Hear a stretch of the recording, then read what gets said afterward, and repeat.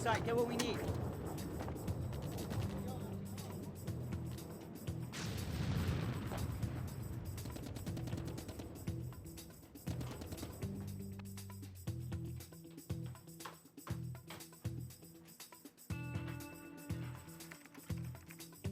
And this is this week's Classic Classic.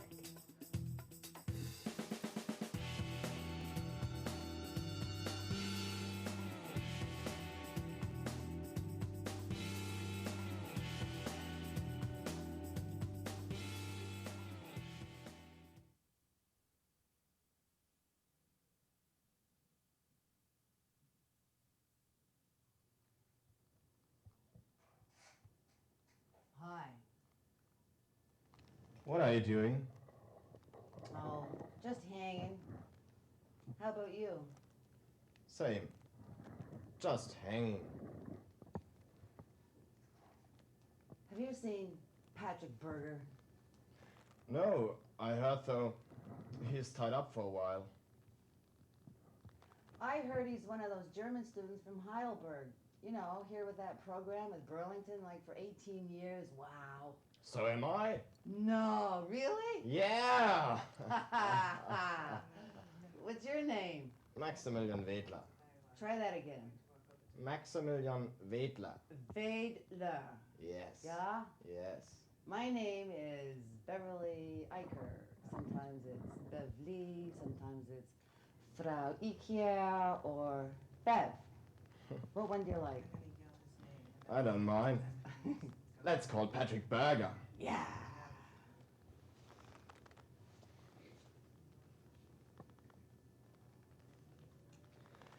Patrick Berger! Yes?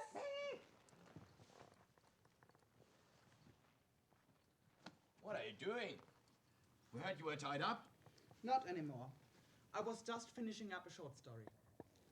Why did you write a short story? Because I didn't want to write a long story. I mean, we. 8 of us wrote this short story in Montreal, while we were visiting Montreal. And each one started at the previous person's last sentence. Well, read it. Okay. It's called The Experiment. Hatte sein ganzes Leben in Montreal verbracht. Jeden Morgen ging in das kleine Café in der Peel Street und trank seinen Café au lait. Heute sollte es das letzte Mal sein, denn sein Leben war sinnlos geworden und die gewaltigen Wassermassen des St. Lorenzstroms sollten seinen Leichnam an diesen Abend mit sich führen. Er lief völlig ziellos durch die Straßen und beobachtete die Menschen. Er fragte sich, ob jeder dieser Menschen ein Ziel hatte und einen Sinn in seinem Leben sah. Er stand am Ufer und schaute in die Ferne. Er war allein. Vor sich, in der untergehenden Sonne, sah er ihre traurigen Augen und ihr letztes Lächeln, das sie ihm schenkte, bevor man sie wegtrug. Wahrscheinlich wird er seine Fehler nie wieder gut machen können. Tief deprimiert sank er in sein Bett, um in sein Kopfkissen zu weinen. Seine Gedanken waren immer bei ihr und er wusste, dass er sie nie wiedersehen würde. Es regnete am Tag der Beerdigung und langsam wurde ihm bewusst, warum er seine Fehler nie wieder gut machen könnte. Es war zu spät. Die vielen Chancen, die ihm geboten worden waren, hatte er vertan. Nur für den Sport, der ihm wichtiger gewesen war als alles andere, war er zu den Olympischen nach Montreal gereist. Sie hatte er allein zu Hause zurückgelassen. Sie war verletzt gewesen. Als er dann verloren hatte und zurückkam,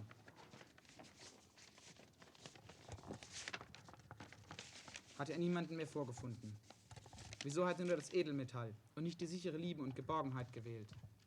Tja, das war die Frage, die sie und das Publikum beschäftigte. Doch war die Liebe wirklich so sicher? Sicher, sie hatte ihm Geborgenheit, ein trautes Heim und die tägliche warme Mahlzeit geschenkt. Sie hatte ihm Nachfolger geschenkt. Sie hatte ihm alles gegeben. Doch warum verschmähte er sie ihn bloß? Er, der Abenteurer, der wunderbar gebaute, dunkle Typ mit den strahlenden Karibikaugen, liebte die Abwechslung. Ein Weibchen am heimischen Herd war ihm auf Dauer doch zu langweilig. Er brauchte und wollte das Edelmetall, um seinen Lebensstil zu verwirklichen. Doch er erreichte es nicht. Der Wolkenkratzer war zu hoch. Alles Strecken und Recken half nichts. Sie starb grausam an einem schmerzhaften Darmverschluss. Der blaue Himmel legte sich schweigend über die morgendliche Stille. Hey, is that in French? No, that was in German. But now, we'll do it in French. Well, move over. I'll join you guys. Merci beaucoup and danke schön. The experiment. He has spent all his life in Montreal. Every morning he went to the small cafe in Peel Street and drank his café au lait. This time would be the last time. His life had become senseless, and he wished the powerful water masses of the St. Lawrence River should take his dead body with them this evening. Totally aimlessly, he walked through the streets, watching people. He wondered if each of them had an aim and saw a sense in their life. He stood at the shore and looked in the distance. He was lonely. When watching the setting sun, he saw her sad eyes and her last smile she gave to him before she was carried away. Probably he will never be able to compensate his mistakes. Deeply depressed, he sank in his bed in order to cry into his pillow. He always thought of her, and he knew that he would never see her again. It rained during the funeral, and step by step, he realized that he would never be able to compensate his mistakes. It was too late. He had given all the chances which had been given to him. Just for the sport that had been more important for him than everything else, he had traveled to the Olympic Games in Montreal. It was her who was left behind alone at home. She had been hurt. After he had lost and returned home, he hadn't found anybody. Why had he preferred the noble medal, but not the guaranteed love and warm security? That was the question that she and the audience thought about. But was the love really so safe? She would have given him security, a beloved home, and a daily warm meal. She would have offered him descendants. She would have given him everything. But why did he disdain her? He, the adventurer, the wonderful made one, dark type, with lightning Caribbean eyes, loved variety. A wife at the domestic cook stove was too boring for him in the long run. He needed and wanted the noble medal to realize his dreams and his way of life. But he didn't reach it. The skyscraper was too high. All stretching and extending didn't work. She died cruelly of a ruptured ileus. The blue sky lay down on the morning silence. Hey, that was pretty good. You guys really wrote that? Hey, who's that? I'm Konstantin Rupp from Heidelberg. Any Coke? That's illegal. Oh, why is it illegal? I'm meaning Coca-Cola. Can you sing or do something? Read a story? Yeah, If okay. you sing, you can get some Coca-Cola. I'll sing. Go ahead. Now I'm singing the song Lied des Veit from Undine, written by Albert Lotzing. Vater, Mutter, Schwestern, Brüder, hab ich auf der Welt nicht mehr, kehrt ich auch zur Heimat wieder, fänd ich alles öd und leer. Ja, wenn nur noch einsam leben, das soll deine Freude geben, das soll deine Freude geben. Oh, wie süß und oh, wie schön, wär ein solches Wiedersehen.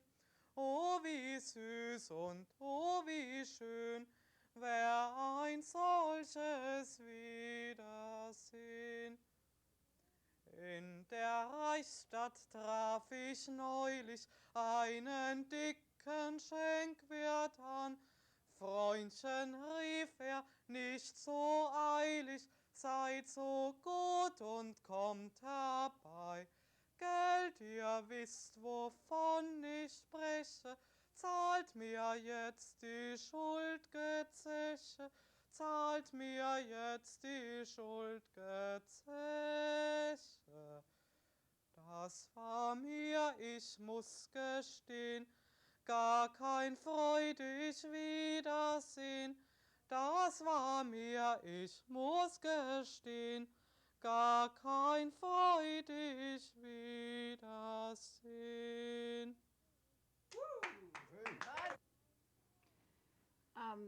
This portion of the show I'd like to address to Rainer Wedler, Maximilian's father. He writes poetry in Germany, and he is the editor of a magazine over there, and I think pretty soon he'll be in Italy reading one of his poems. I just wanted to communicate with him a few of my writings, and I'd like to say that there is no central theme because I've randomly picked poems that are not connected at all. So I think in order to clarify it a little bit, I'll give a small introduction to each one. The first one was taken from a book by Solzhenitsyn, One Day in the Life of Ivan Denisovich. It's called Prisoners. In Siberia, Stalin is the god of death. There is no earth. Snow spreads like centuries under a gray moon into black air, and it is too cold for sound. 500 prisoners and their shadows quake as they leave the work site, form columns, stomping in place to await the count. With the moon on their left, they face the barracks and pound visions to stay alive. Visions of tiered mattresses whose sawdust is feeding small rats. A shack of wobbly benches where they'll huddle over a soup bowl and race their spoons for a treat of oatmeal at the bottom, and maybe 2 fish eyes for an aching belly. But the count is off by 1. Boots crunch the snow in an endless shift. Feet like bread dough move forward in groups of 5. The guard counts again. Words and breath are seized by the frost and settle on whiskers like white nettles. The guards draw their rifles and click open the safety catch. The count is still off. Guns search the endless space up to the moon for a stray dot. Behind the half-finished wall, the Moldavian sleeps on his ice pick. It has wedged into his armpit. A star hangs white and dead above him. A deserted church, not breathing. He now limps his way to the squadron. His shadow zigzags behind the frozen foot. But now the count will be right. The feet pound faster and wiggle toes. Soon they'll take a step, the last count. But 20 rifles crack the air like black glass. The shadow falls. The Moldavian shouldn't have slept. The prisoners take their step, march him into the snow. They leave the star, go home to their soup.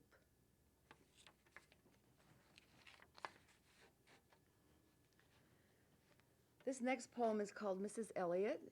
It's about a woman in Burlington who has not left her house for 27 years.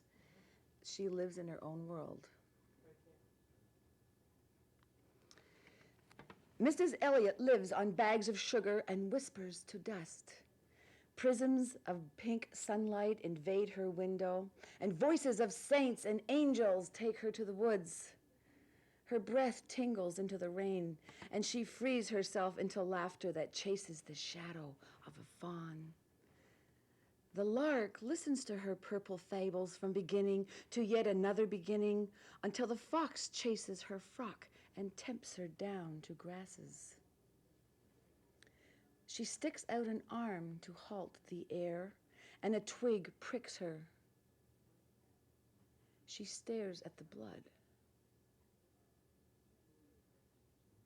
and remembers the narrow bed when she was 10 and silently torn.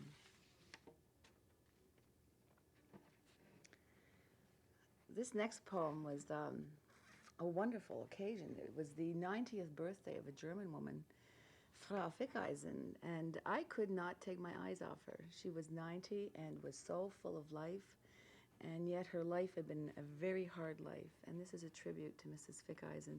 She's still alive. Her birthday.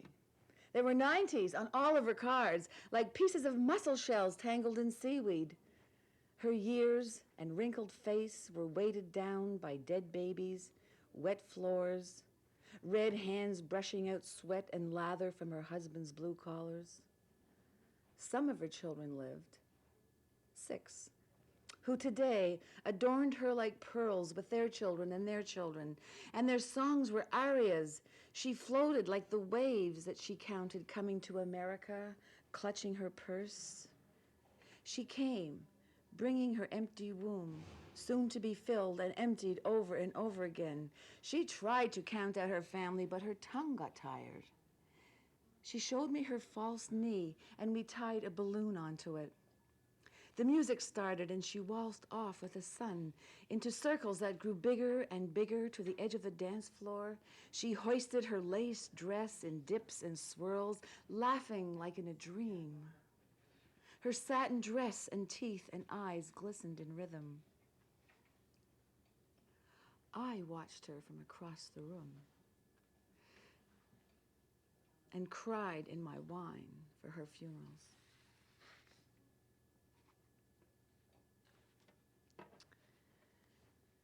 This next poem is a little bit about Indian culture, Eskimo culture.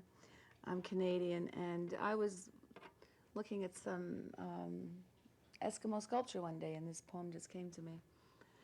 I would just like to make a footnote here that the god of the Eskimos is the ice and the snow. That's their religion. This is called The Legend of the Blind Man and the Bear. Ice grows up the mountain to the sky and grapples with the gods. Moon and sun will neither melt nor croon this rigid Arctic. A blind man carves seabirds in whalebone. His leathered fingers lead the knife into round, soft swirls with the nodding of his head, a little every day, until the sculptures are ready for the man from the city. Perhaps he won't have to trade his sealskin. His wife has ground her teeth down, biting Nantuck's hunting boots to soften and warm them for icy treks, where he alone waits on the ice for bird and seal and listens to rock. He laughs with his woman who lives in the midnight sun, who burns whale blubber for food. Today is for the bear. Nantuck's spirit and harpoon are lively. He will keep his sealskins. He and his wife will eat the hot meat to the bone. The bear has the spirit of the moon, resists the spear. Nantuck floats blue like geese into the ice.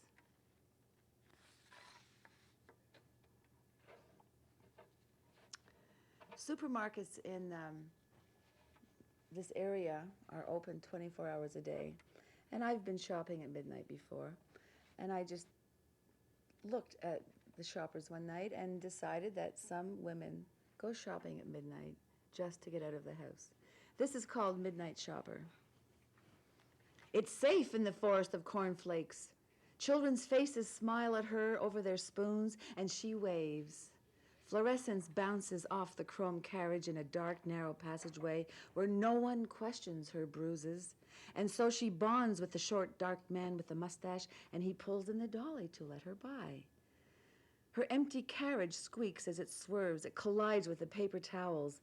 They help her up, and she thanks them. She leans on the carriage and gives it purpose. Up and down and around the aisles, she has new friends, and they clap as she tumbles around the stacked canisters of iced tea. She is free to dance in the huge aisle with plucked chickens and pig's knuckles. Fish eyes roll their approval, and breathless she smiles. 12 o'clock. $12. 12 dead cows.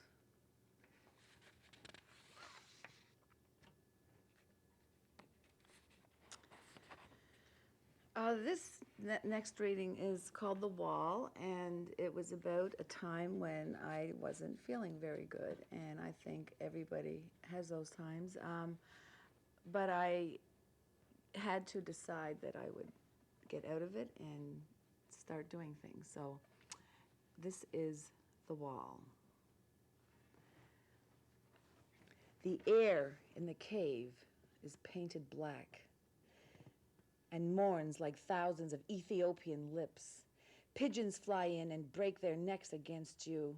I stretch like a piece of rubber onto you and listen for your voice.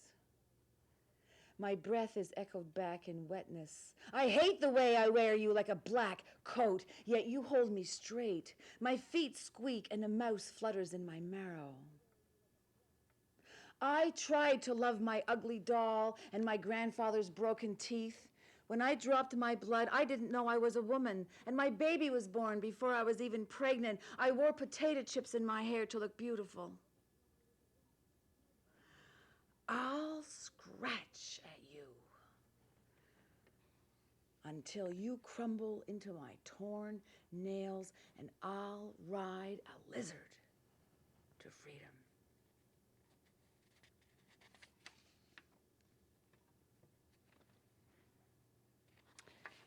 And I'm going to close with a small excerpt from my diary, my schedule of what I do every day, and this is called Just Another Week. So we'll start with Monday. I thought, laundry is never done. It shouldn't be attempted. Dirty clothes piling up is not a summons, it's an interaction about to happen. And it will, when both agree. Should clothes be clean? Should clothes be? Should be. Tuesday, I asked a piece of moss, what do you want to be when you grow up? I want to be a tree just like you. Shh. I am a piece of broccoli. Wednesday. I watch the sun stretch into pink bubblegum and get stuck on all the trees. It then chewed itself down into tomorrow. Thursday. I ate shredded wheat. It was tickly, hairy, and fun. Friday, I did Tai Chi to become nothing. I became a tree. Saturday, the siren in the night was like a horse pissing high, slicing a piece of yellow out of that loud black. Sunday, I was running on the beach so hard, so fast, I didn't even know where the ocean was.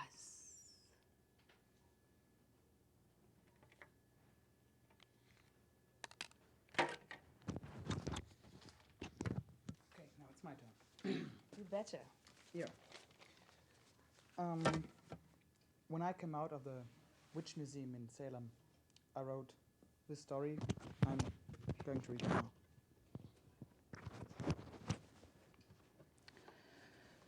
Souvenirs.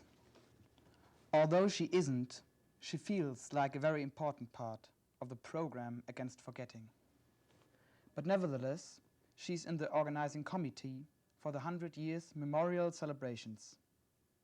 Although she doesn't say very much there, her coffee is very popular with all the members. 20 years ago, they looked for somebody to invest in the gift shop and to run it. In the beginning, there were quarrels about it. She had never understood that. The people who had always complained the loudest about the fact that so many things had fallen into oblivion offered most of resistance against the program. which included the opening of her shop. Some wanted to run it, but she obtained the contract.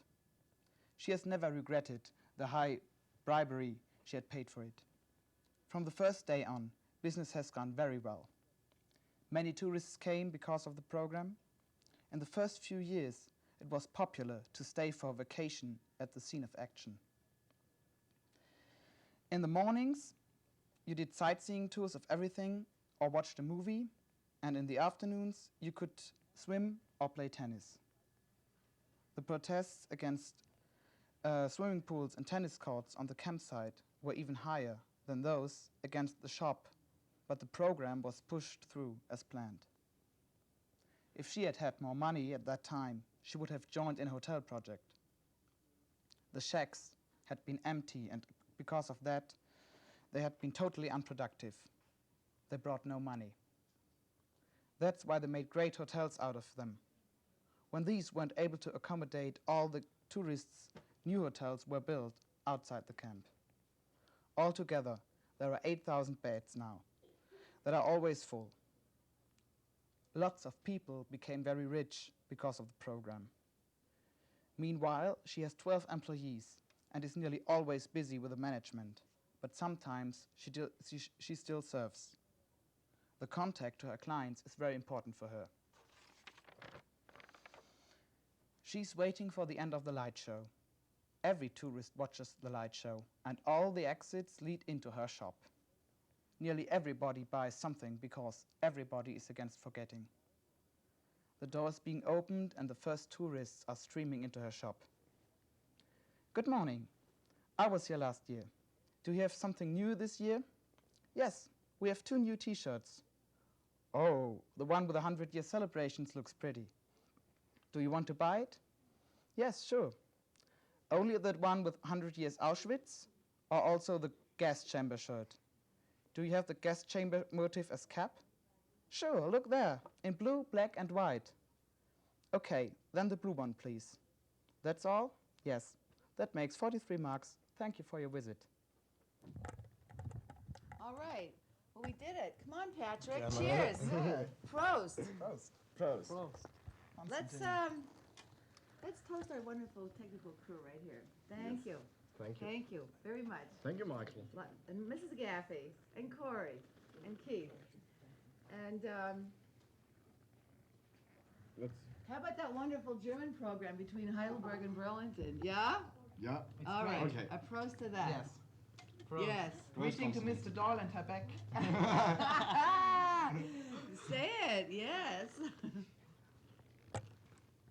How did I do with your father's name?